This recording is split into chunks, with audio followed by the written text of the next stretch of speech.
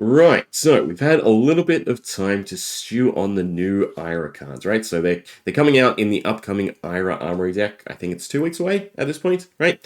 So we have our Okana Scar Wraps, our Iris of Blossom, and Enact Vengeance. Enact Vengeance was spoiled a little bit earlier, but so far this is 3 new cards, right? We're expecting probably 2 more equipment pieces, maybe another Majestic or 2, and then Rare and a Common, something like that, right? I assume they hit Vengeance across the board, so, we've got a Majestic, we'll probably get a Rare, and they'll probably maybe hit a color scheme for the Common, maybe, because it does seem like there needs to be a decent chunk of Vengeance cards, right? Especially for the Scar Wraps to make them work, but obviously the thing now is to compare them with what already exists and see how they feel and whether or not they stand up to, again, what else you could be taking. So Iris of Blossom is obviously comparable to our Mask Momentum. I think it's a bit more comparable to Mask Momentum than, say, Mask of Pouncing Lynx, right? Just because it's ongoing, it fetches essentially a draw engine, right? It basically acts as a Ira-specific Mask Momentum, if you will, but there's obviously merits for and against Whirling Mist Blossom. So it converts any card into Whirling Mist Blossom. It's instant tap, discard a card, so it's a 1-for-1, right? You're not getting any extra card off of Iris of Blossom itself,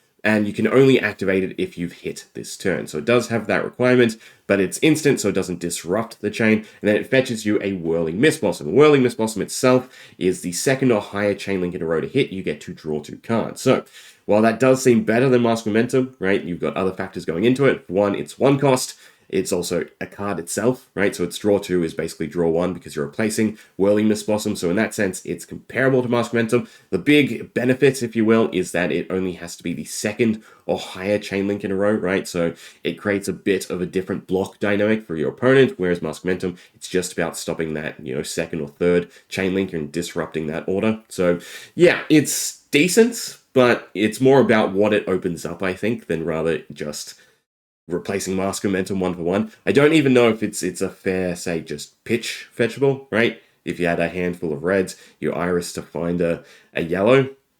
And then stat-wise, it is a bit, not that great either. So it's a 1-for-2 because of the draw mechanic, and it also only blocks for 2. So even just guaranteeing a 3 block in your hand at the end of turn, I'm trying to think about alternative uses for it, but right, what other value can we get out of this combo of Iris and Whirling Mist Blossom? Well, the first one is discard. So we have been getting greater emphasis on discard. So from High Seas recently, we've got Sea Legs, Fool's Gold, and even Fiddler's Green, as well as some of the other when this enters a graveyard card, right? So it allows for a greater number of utility and defensive cards in your deck, right? Because again, at a whim, you're able to convert overdrawn hand, where it's, for instance, you have too many, defense reactions, blocks, or utility pieces, and you can get that guaranteed attack action by way of Whirling Mist Blossom. So in the case of these examples, right, Sea Legs nets you a gold gets rum, so that's a free go again. Fool's Gold, I doubt you actually want it, right, because at Sea Legs, for instance, it's still a yellow pitchable, it's a 3-block, and it's a popper, so,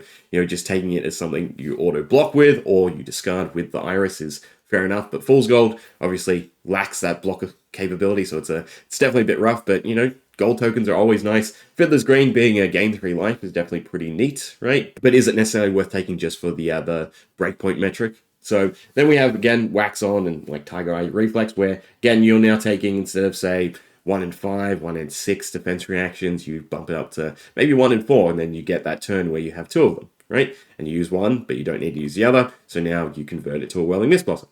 Food for thought.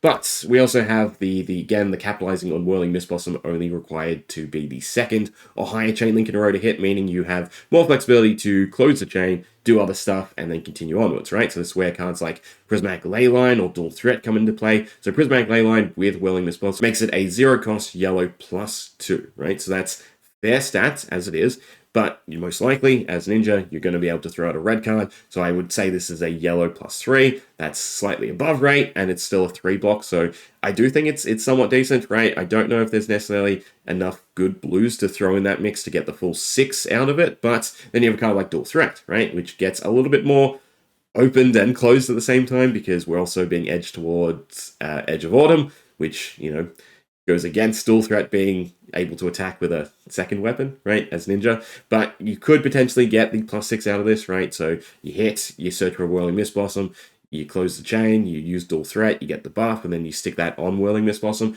And then, of course, we have other cards like Bittering Thorns and Deadly Duro. Mainly there as the case example of watch the wording. So Bittering Thorns is the next attack, so you can close the chain and have this land on whatever you play next, whereas Deadly Duo requires you to keep the chain open, right? But again, because Iris is instant, you could Deadly Duo, if it hits, play Whirling Mist Blossom, and all of a sudden that's a 4 to begin with, right? So that's already at that breakpoint. And then again, maybe attack reaction or something like that to try and guarantee that draw 2 cards. But yeah, it does open up that level of flexibility, right? That could make it a bit more advantageous than Mask Momentum. Again, centering around maybe just disrupting the general play patterns that we've seen into Ninja currently with the, focal emphasis on Mask Momentum, right? And guarding around that second to third chain link, right? Question then is Flick or Wraps, right? So Flick is, in a sense, a guaranteed hit, right? And then also allows you to take daggers. Daggers being, again, 2 separate hits or chain links, right? Which is a little bit better because, again, you're spreading it out. You're trying to bait blocks, and then that way you can try to a bit better guarantee being able to land effects like Whirling Mist Blossom. So, yeah, I do think Flick Knives is a little bit better with the headpiece, right? But, the case for the Scar Wraps is it's a +1, so that still can achieve breakpoints. Edge of Autumn, again, potentially is maybe 1 extra attack with the Scar Wraps, but you need to hit that Vengeance card in order to re-equip it, and then you need the resources to swing with it, and from the 1 Vengeance card we have currently, it doesn't have Go Again, right? So that does make it a little bit awkward. So yeah, I do think Flick Knives with the Iris and Whirling Mist Blossom is a little bit better, right? Again, 1 extra potential chain link through the dagger equip, a guaranteed hit, right? You need damage prevention to stop Flick Knives. Whereas compared to the Scar Wraps, it's just adding a +1. So there's definitely more ways around that, right? A bit more actively than, again, just hitting that damage prevention for Flick Knives, unless it's the certain matchup. Now, maximizing usage. So the Iris of Blossom starts essentially with 3 uses. So Mask Momentum being something that is available every turn is a little bit better than that because games are generally going to last more than 3 turns, but you can obviously bump Iris up, so you have cards like Remembrance to shuffle Whirling Mist Blossoms back, you have Memorial Ground, you have Give and Take, and then I do want to highlight the Pearl Amulet, so action, destroy this, untap target permanent, so you can double dip on effects like Iris of Blossom or the Scar Wraps, or even your Gold-Baited Hook if you really wanted through your Pearl Amulet, and I do think a non-go again item with a decent enough effect does have some merit in Ninja, right? Who has, again, ample access to go again and can, do something a bit more set-up-y, right, to end their turn instead. So, yeah, food for thought, but there are definitely ways to get enough uses out of the Iris of Blossom to make it a bit more comparable to Mask of Momentum. So, overall, the way to think about it is, again, you're converting something into an attack action, right? So that can be a gain in stat value, right? It's again, changing up the blocks for your opponent, so that can be a bit more deceptive. And then it still has the Blade Break and the 2 block when you need it, right? Now, for Edge, Scar, and Vengeance. So, again, there's not a lot to go off of for this one just yet, right? We only have the 1 Enact Vengeance card, so that's essentially 3 uses, if you will. So the Scar Wraps allow you to banish an Edge of Autumn, and then you give a +1 to a target ninja attack action card, right? And then whenever an attack you control with Vengeance in its name hits, you may equip an Edge of Autumn from your banished zone. So this already plays around, the graveyard disruption that we see for Syndra and Daggers, so hopefully, there will be no ways to get rid of someone's Edge of Autumn, and this will always be live in that sense, right? So, yeah, having a on-call +1 is definitely really nice because it has a bit more focal use, right? Especially in Combo Ninja, because there are a lot more better on-hits where the on-hit needs to be for the card rather than just the chain. So, yeah, having a +1 is definitely nice, but it does come at that negative, right? So, again, comparable to Flick Knives, currently, reuse appears to rely on Vengeance cards, so depending on how many Vengeance cards we get, right, will probably dictate whether or not this has enough value to it.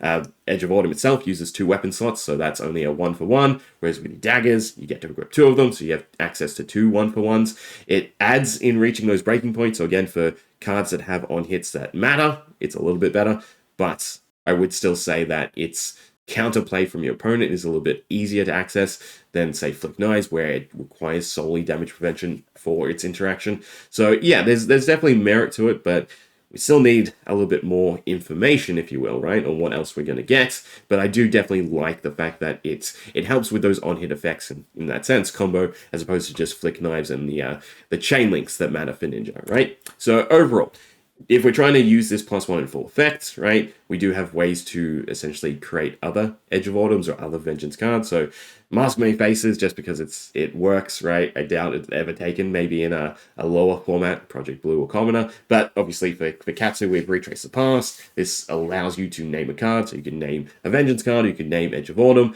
right? And there you have access to a +1 without getting rid of your weapon, right? Or a way to get your weapon back. And again, the Pearl Amulet would allow you to untap it. So it could allow, a turn where you go Edge of Autumn, attack action, banish, re-equip, swing, untap, banish, swing, right? So you could get those extra weapon uses out of Edge of Autumn. So maybe we see some sort of retooled version of Edge of Autumn in the Armory deck. But even as it is, this is clear that this is just a way to essentially enable Edge of Autumn to be a bit more comparable to a dagger, right? Because you're getting that extra 1 value in some sense, right? Either through banishing it or on those turns where you get to swing again, right? Although it does also seem in that sense that you're going to banish it, you're maybe going to sit without a weapon for a little bit, and then you're going to get it back. Although you could take daggers, right? And, some of the flick cards and just get your daggers, wait for your vengeance cards, flick them away, bring it back. I don't know.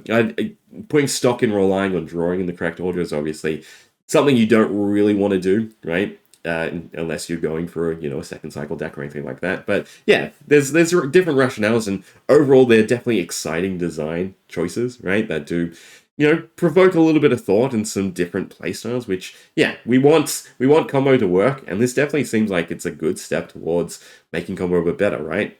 By just having that extra reusable +1, if you will, right? So yeah, at the very least with Enact Vengeance, you could be getting +4 out of these wraps, and that's definitely really nice. You compare it to any other arm slot we have, and that's definitely above rate. And then last thing to definitely mention is just board presence, right? As long as you have Scar Wraps on board with an Edge of Autumn, there's that looming threat that you have an easy to access +1. Now, obviously, there's other arm slots. Usually, all the attack reactions come at some sort of heftier cost or requirement, right? Or requisite. But for the Okana Scar Wraps, it's nice and simple, right? They have to worry about it at every stage. Whatever card you throw out, they have to think, well, do I just block enough, or do I block with that +1 in mind? Are they going to pop it now because it is a lot more reusable and a lot more dynamic than some of those other arm pieces? So yeah, I'm really, really digging it, but hopefully there are enough Vengeance cards to truly carry it, right? To make Edge of Autumn worthwhile, right? As opposed to 2 daggers. Or who knows, we get like a reforged Edge of Autumn and it's split up into 2 weapons, right? Something like that could be